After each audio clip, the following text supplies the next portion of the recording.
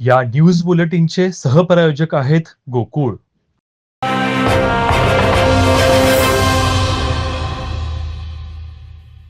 Purnagad police Thane हद्दीत अनधिकृतरित्या प्रवेश करून राहणाऱ्या सर्व 13 बांगलादेशी नागरिकांना प्रत्येकी 6 महिने कैद आणि 500 रुपये दंडाची शिक्षा रत्नागिरी जिल्ह्याचे मुख्य न्यायी दंडाधिकारी निखिल गोसावी यांनी सुनावली आहे. रत्नागिरी जिल्हा पोलीस दलाच्या दहशतवादी विरोधी पथकाला 11 नोव्हेंबर 2024 रोजी पूर्णगड पोलीस ठाण्याच्या हद्दीमध्ये अनधिकृत प्रवेश केलेले बांगलादेशी नागरिक राहत असल्याची माहिती मिळाली होती. माहितीच्या आधारे पोलिसांनी छापा घातला असता त्या ठिकाणी नमूद 13 बांगलादेशी नागरिक सापडले.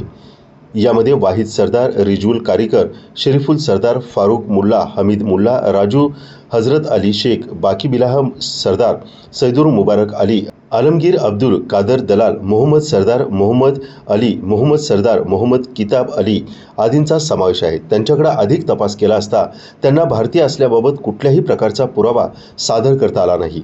रत्नागिरी पोलीस दलानं पासपोर्ट अधिनियम, परदेशी व्यक्ती अधिनियम अंतर्गत गुन्हा दाखल केला. या गुन्ह्याचा तपास पूर्णगड पोलीस ठाणे प्रभारी अधिकारी रत्नदीप साळोखे यांनी केला. याचे दोषारोप न्यायालयामध्ये सादर केले होते.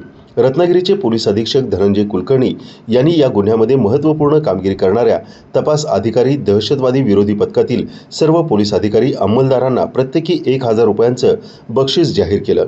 रत्नागिरी जिल्हा पोलीस दलाच्या वतीनं या सर्व 13 दोषी बांगलादेशी आरोपींचं लवकरच प्रत्यार्पण करण्यासाठी संबंधित एजन्सींकडे पाठपुरावा करणार येऊन त्यांना मायदेशी परत पाठवण्यात येणार असल्याचं सांगण्यात आलं.